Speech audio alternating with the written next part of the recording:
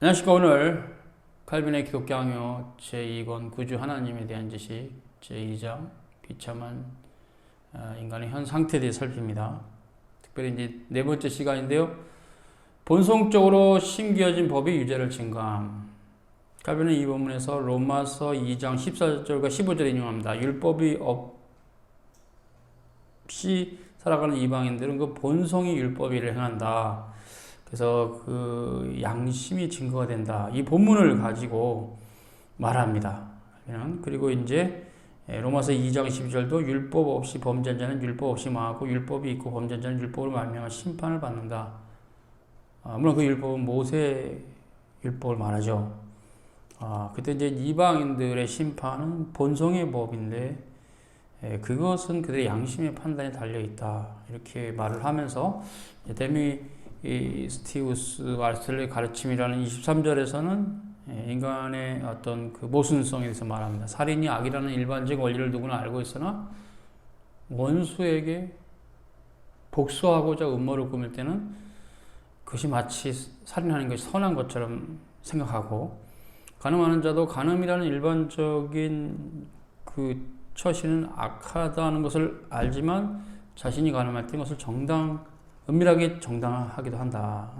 그러니까 이제 예외는 있는데 고의적으로 악한 것을 알면서 하는 자도 있다. 그래서 이제 24절 인간의 이성과 십계명을 합니다. 그래서 이제 바로 인간의 이성과 십계명 이 제목이 22절에 본성적으로 심겨진 법이 유죄를 증거한다라는 말과 연결이 됩니다. 로마서 1장 18절과 32절이 24절 인간의 이성과 십계명에 대해서 그 중요한 의미를 제공하는데요. 칼빈 여서도 그래서 십계명의 첫 번째 돌판과 두 번째 돌판의 의미에 대해 설명을 하고 있어요. 간략하게. 그럼 이것이 무엇이냐? 로마서 1장 18절과 32절의 구조를 간단하게 보고 설명으로 가보도록 하죠. 거기 18절에서 23절은 첫 번째 돌판 십계명에, 24절에서 32절은 두 번째 돌판 십계명의 두 번째 돌판에 대한 인간의 부패한 본성, 그 십계명을 거스르는 인간의 부패한 본성에 대해서 바울은 증거했습니다. 하나님께서 인간을 만드셨을 때 그의 형상으로 만들었어요.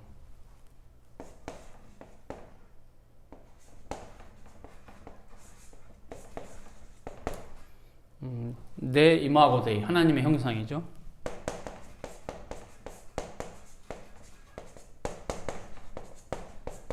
네, 하나님의 형상입니다. 자, 하나님의 형상대로 만들었어요. 이제 하나님의 형상, 그럼 하나님의 형상이래요. 우리가 지금 하나님의 형상 하나님의 삼일체 하나님의 형상으로 우리가 지어졌는데요. 하나님의 형상의 실체는 예수 그리스도입니다. 히브리서 1장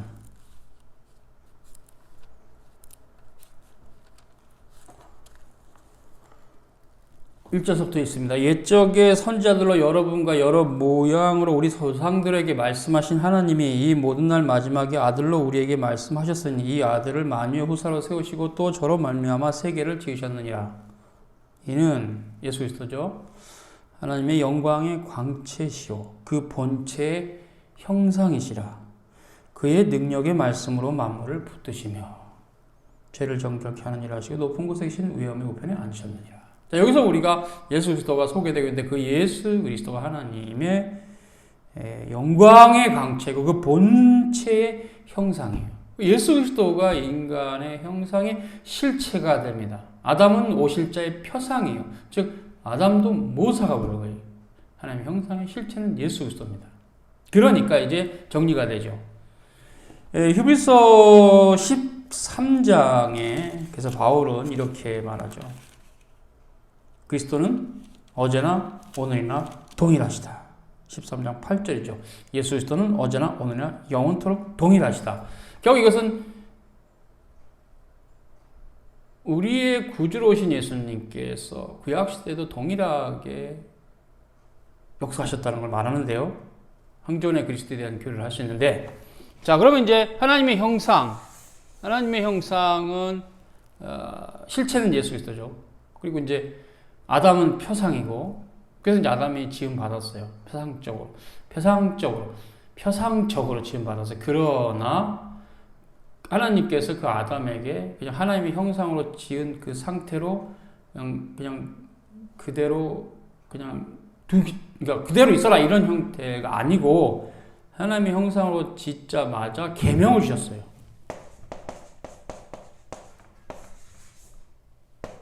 그것은 이제 우리가 선악과를 먹지 말라는 계명은 하나죠.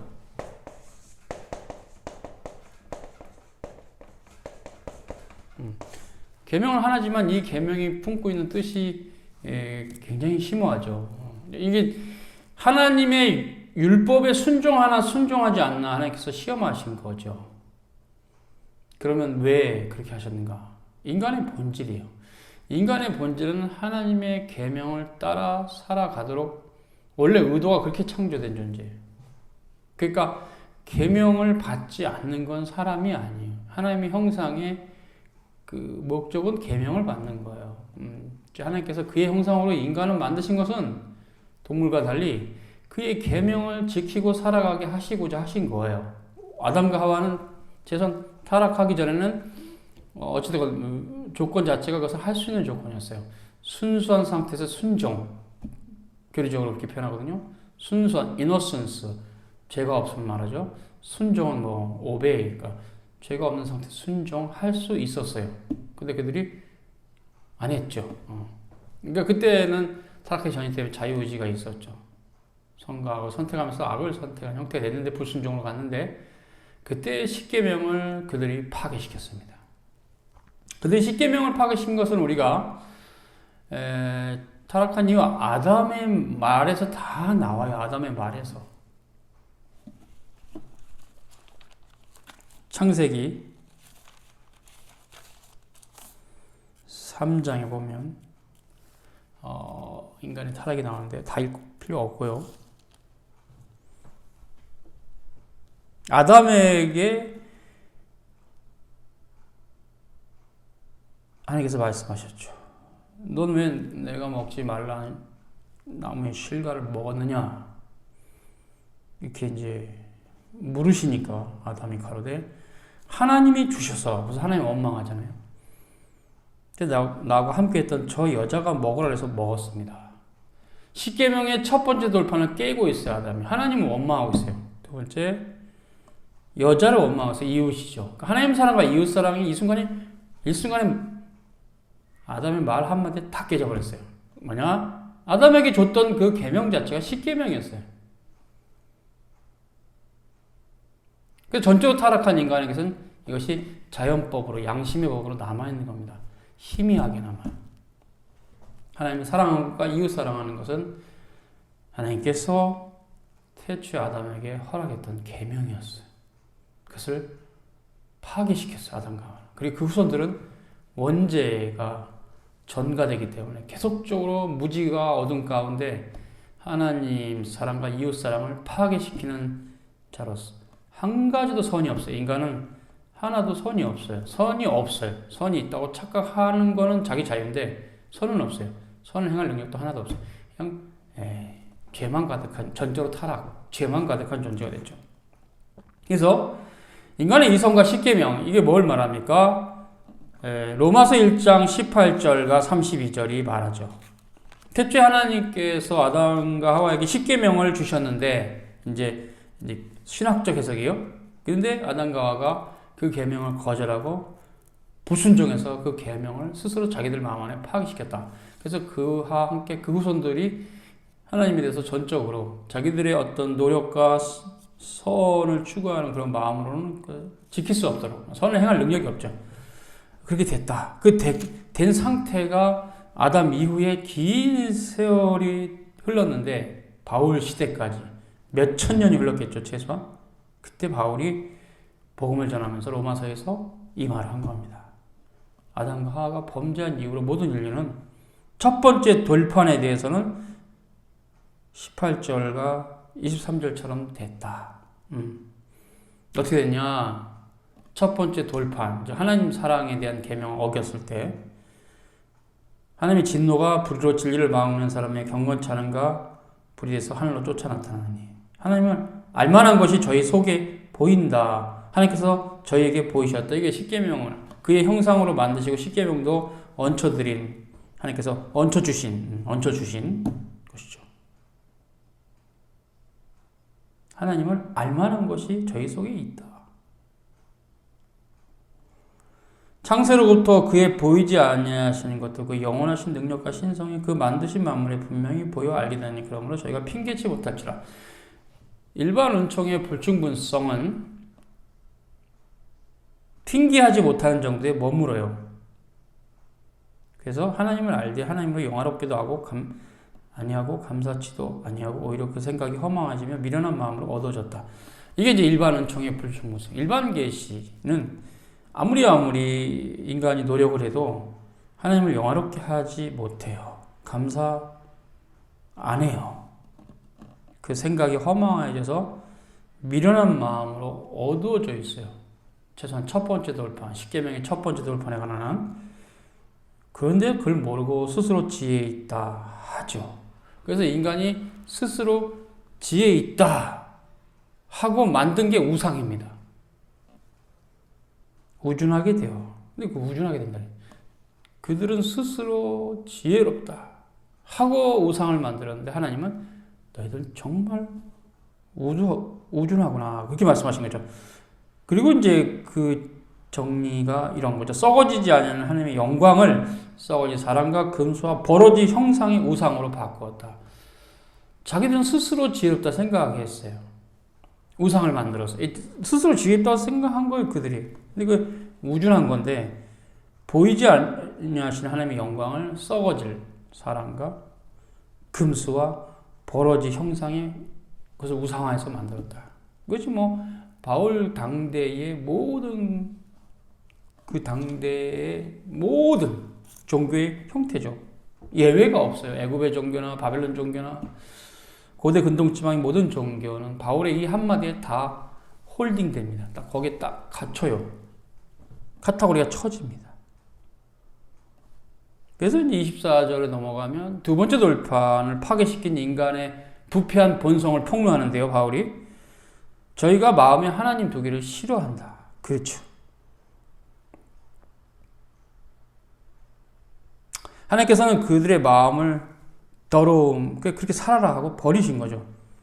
그래서 이제 거기 보면 피조물을 조물주보다 더 섬긴다. 뭐 우상 숭배하고 연결되는 의미를 말하면서 이제 두 번째 돌판에서는 첫 번째는 동성애에 대한 얘기를 26절에서 27절 하고 있어요. 아마 그 당시 로마가 그런 것이 로마족이 뭐 유럽사에서 굉장히 큰 문명을 이루는 시대니까 고대 문명의 절정이었으니까 아마 문명의 관점에서 중세 시대보다 더 활발하고 화려한 문명일 수 있는데 막 그런 시대는 또 이렇게 되는 건지 동성애가 창궐했을 때 바울이 이것은 하나님의 영원한 질서를 파괴시킨 것이라고 증거합니다. 굉장히 중요한 거죠. 이것이 저희가 마음에 하나님 두기를 싫어하고 하나님께서 내버려 두고 그렇게 살으라고. 그래서 이제 29절서부터는 두 번째 돌판에 대한 얘기죠. 사람과 사람 간에 불의, 추악, 탐욕, 악이, 시기하고 살인하고 분쟁, 사기치고 악독하고 수군수군하고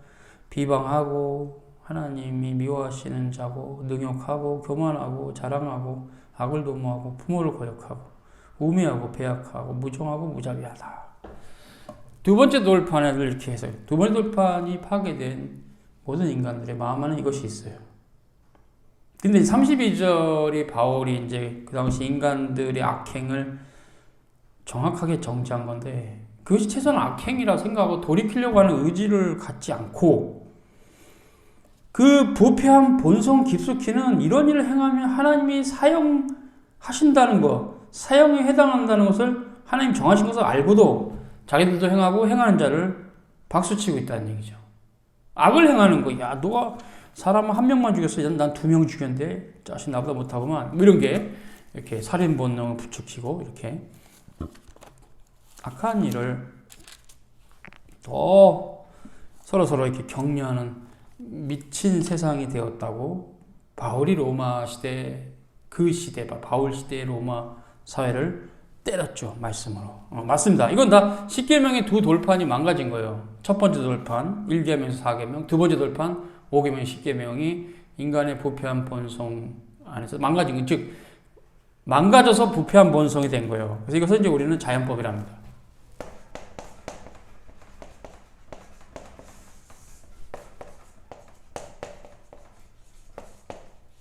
인간의 자연법은 십계명이 파괴된 형태인데요.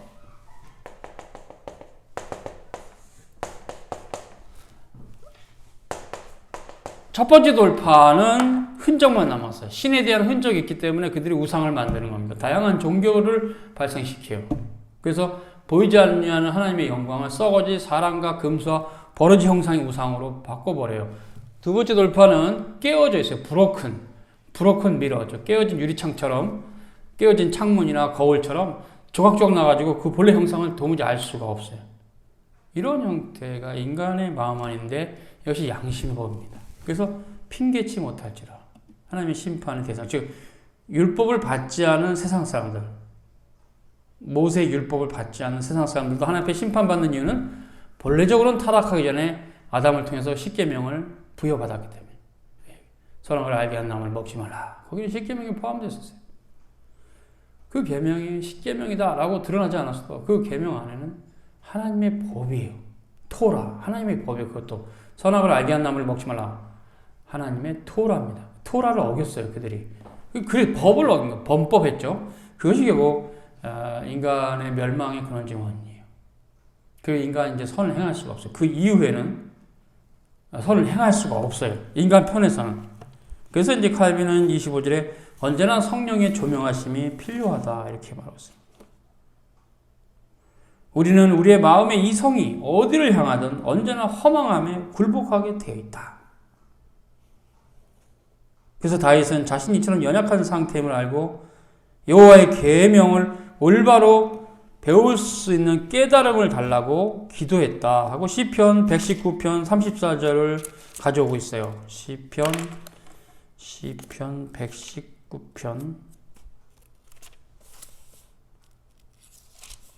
34절 나로 깨닫게 하소서 내가 주의 법을 준행하여 전심으로 지키겠습니다. 이렇게 되어 있는 본문인데요. 이것을 가져오고 있어요.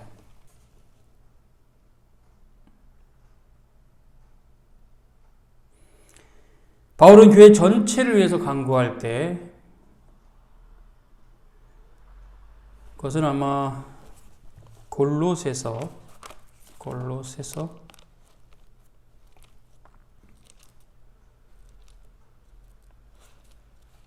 1장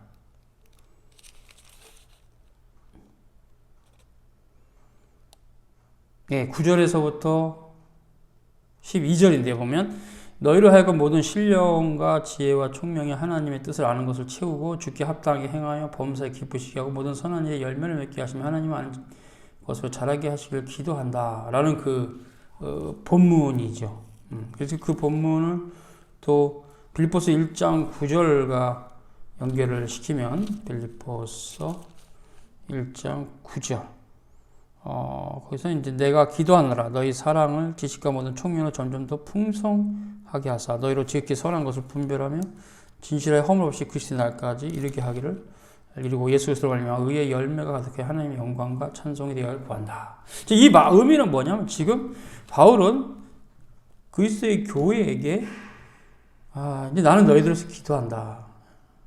어떤 기도냐? 너희가 신령한 지혜와 총명이 넘쳐서 하나님의 뜻을 알게 되고 또 주님께서 합당하게 원하시는 바를 행하는 열매가 있게 하기를 기도하겠다. 이제 도고 기도겠죠. 그러나 이제 바울의 기도는 이제 목자로서 이제 기도하는 거죠. 성도들을 향해서.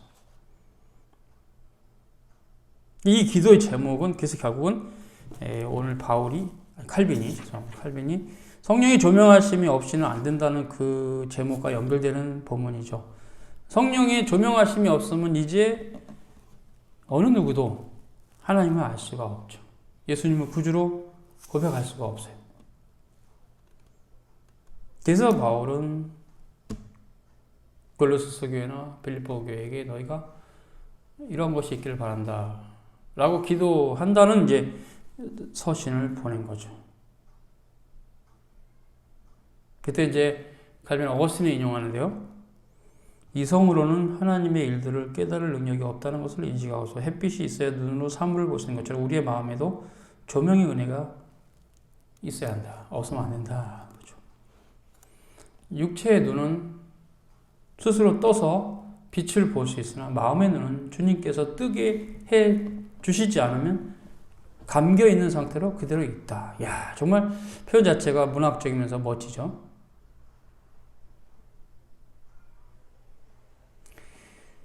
다윗의 시편 119편 10절입니다. 내가 전심으로 주를 찾고 찾아싸운 주의 계명에서 떠나지 말게 하소서. 야, 정말 멋진 기도입니다. 이미 거듭나서 참된 경건에 적지 않게 성장해 있는 다윗이었으나 자기에게 주어진 그 지식에서 떨어지지 않게 해서 매 순간 하나님의 계속적인 인도하심을 필요로 했다는 것.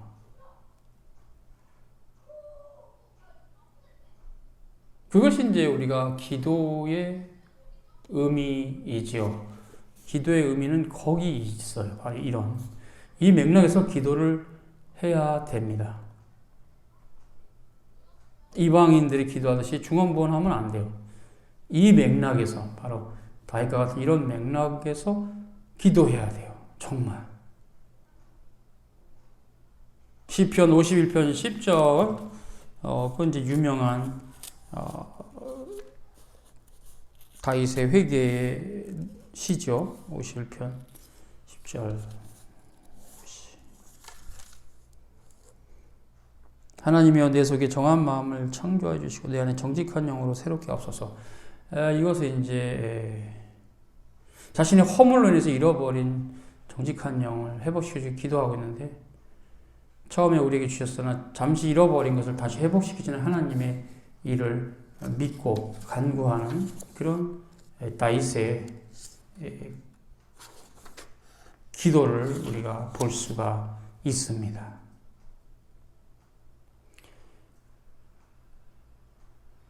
네, 오늘은 여기까지입니다. 여기까지. 다음 시간에 26 좋은 것을 향한 본능적인 이끌림은 의지의 차이와 관계없다. 사람은 선한 것에 대한 의지를 가질 수 없다. 그 본문서부터 시작합니다. 수고했습니다.